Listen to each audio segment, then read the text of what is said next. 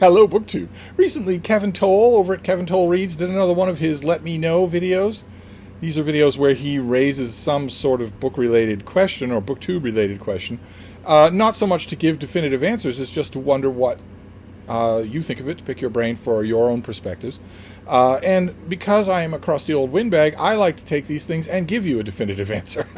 And especially when it comes to his latest one, which was titled, Are Book Reviews Dead? Which I saw that title and immediately thought, well, why don't you pick on somebody else's profession instead of mine? But of course, he's not talking about my kind of book review. He's not talking about written book reviews in journals or magazines or newspapers or whatnot. Instead, he's talking about book reviews on BookTube. Because rather famously, it is a hidden truth of BookTube that book review videos don't do well. That if you make, let's say, 4 videos in a month, I don't know how anyone could maintain that kind of a crushing schedule, but if you did make 4 videos in a month and only one of them was a book review, the common wisdom on BookTube is that when you look at the view counts for those 4 videos, the book review will have a tiny fraction of the others. No one will watch it. In his video, Kevin mentions that he is going to continue doing book reviews. But that the impression I get is that he considers it something of a loss leader. It's something that he wants to do. It's his vision for his own channel, but it isn't good for his channel. I have encountered this kind of thinking about BookTube book reviews the whole time that I've been on the platform. I don't do formal book reviews on my own channel. I never have, but not because they don't do well. We'll be getting to what counts as doing well, but because it's just absolute reflex that I have that a formal book review is something you do in written words for people to read, not for people to hear. And it was only after watching the variety of BookTube increase over the last decade that I've seen that it is possible to do a video review of a book. It won't be like a formal book review, but it still won't be just a gushing reaction. It won't be a vlog. There is a way to do this, that probably more than one way to do this, that isn't just a gushing reaction, that is actually a critical review of a book. I've seen now a few ways to do that. But even the people who do those and specialize in them will still tell you that they struggle to get views.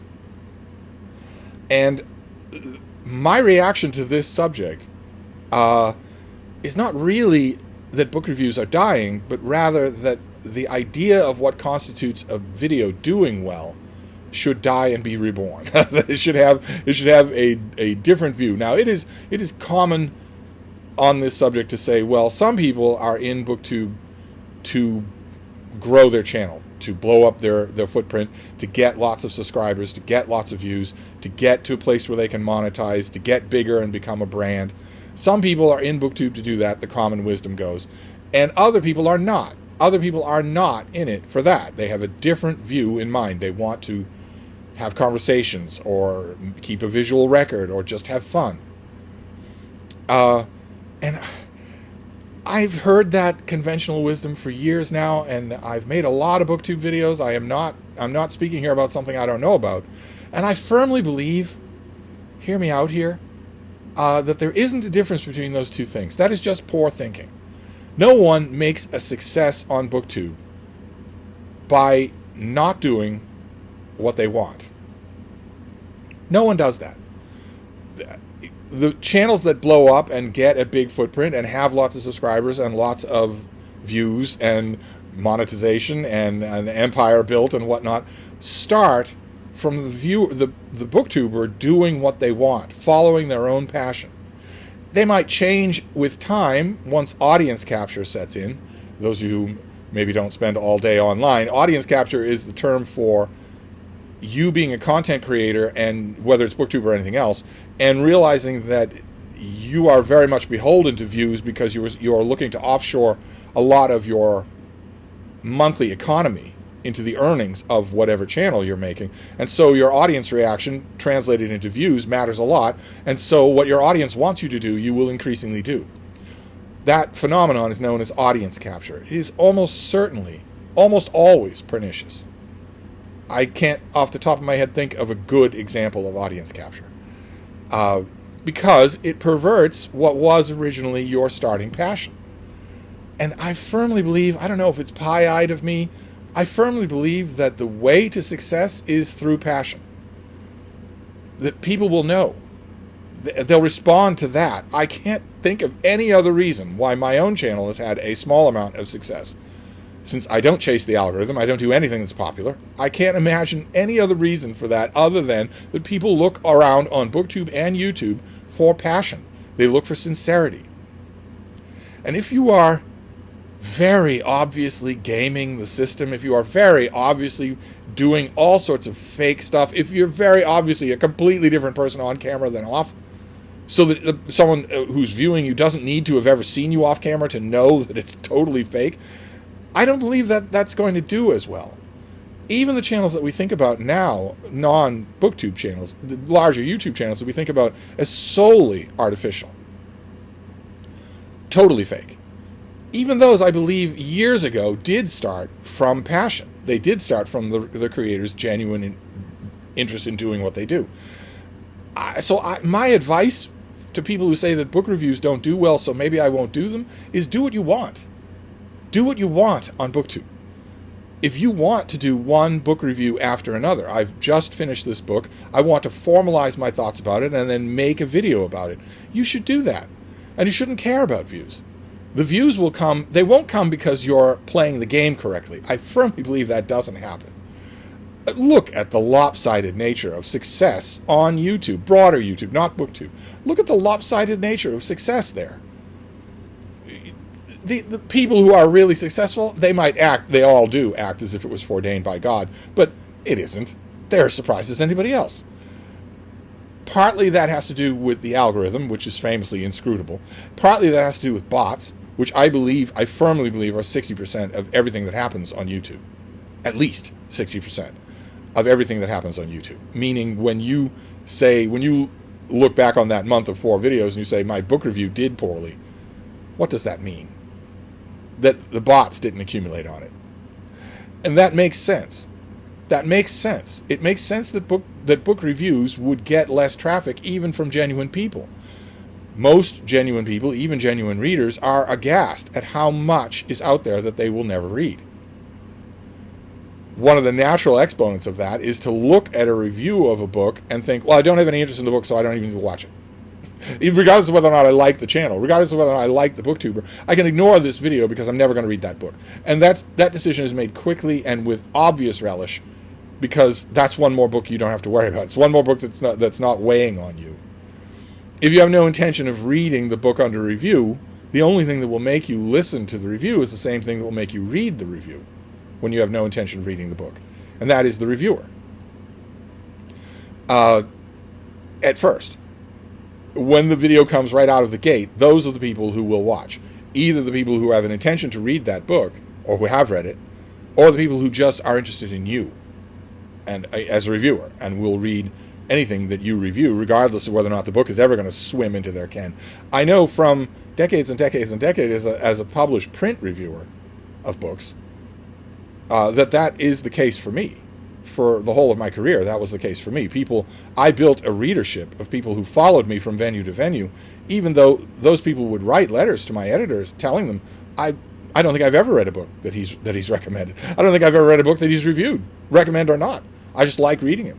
That's all. That happens. But book reviews online have a benefit that book reviews in print almost always lack, which is longevity. The internet never forgets. Your review of a book on BookTube is there for years and years and years, steadily accumulating views, steadily accumulating comments even years later, steadily being of use to people who did not notice it or weren't online the first time you made it. Well, that's a worth, right? And that's a worth that isn't explicitly measured in out-of-the-gate explosion of views.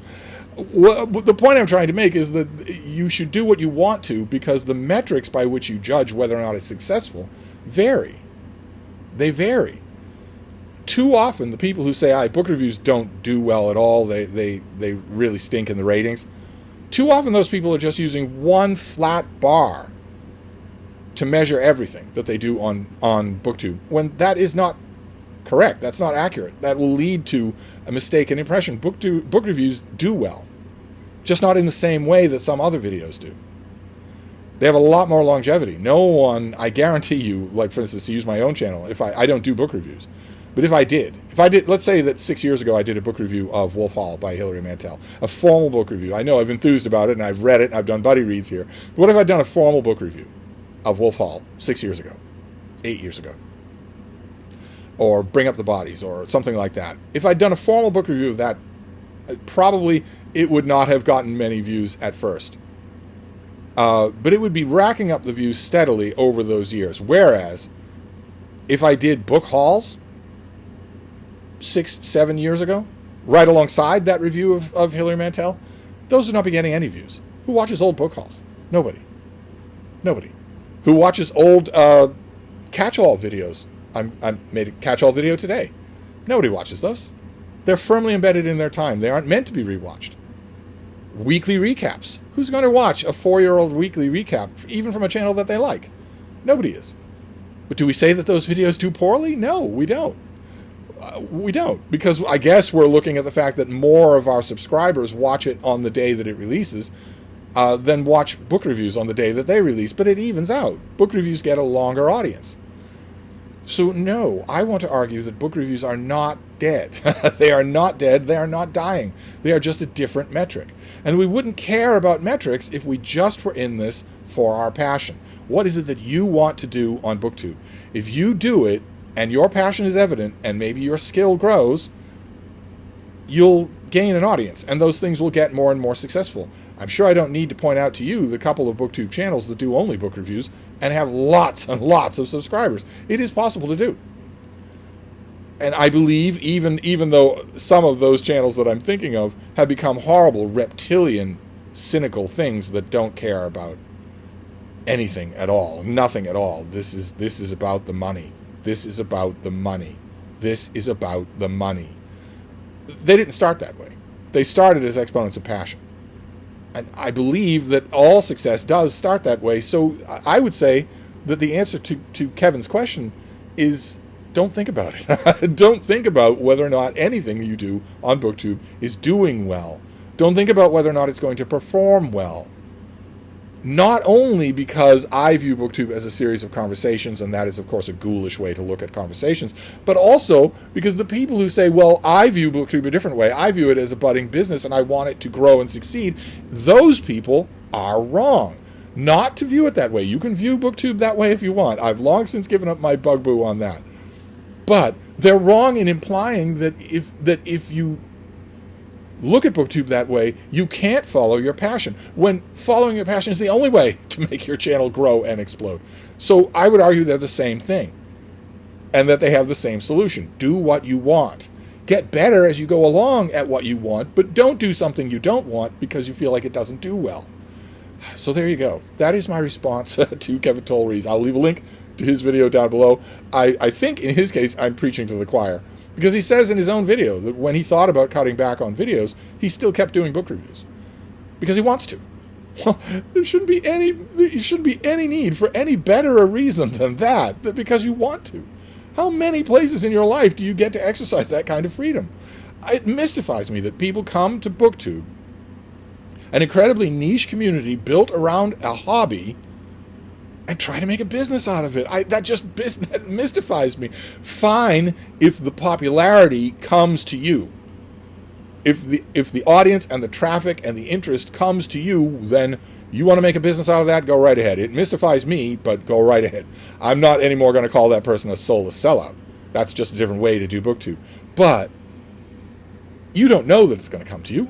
You're doing what you want to start with. It comes to you because of that. So that would be my strong advice. Just do BookTube the way you want. And if an audience is going to like what you do, they're going to gather, regardless of what it is. So anyway, there you go. I don't think book reviews are dead. But, same way that Kevin ends his let me know videos by turning the question around and asking you, I ask the same thing. I think I probably know the answer to a lot of the people who are watching this video. I think a lot of those people would say something along the lines of what I'm saying here, that, I watch plenty of book reviews, even though I'm never going to read the book because I like the reviewer. Their thoughts interest me, and who knows, maybe they'll convince me. I think a lot of people respond that way, but what about the rest of you? Do any of you see someone reviewing a book and think, well, if I'm not going to read the book, I don't need to listen to the review? I'd love to know. I'd love to know if you're part of the problem. Maybe you're the reason book review videos don't do well. I say they do well. I say that a video does well if it strikes a chord with readers, regardless of views, which are bots anyway. But anyway, that's my answer. I'll leave a link to Kevin's video. You should definitely go and subscribe, and I'll be back. Thank you, BookTube.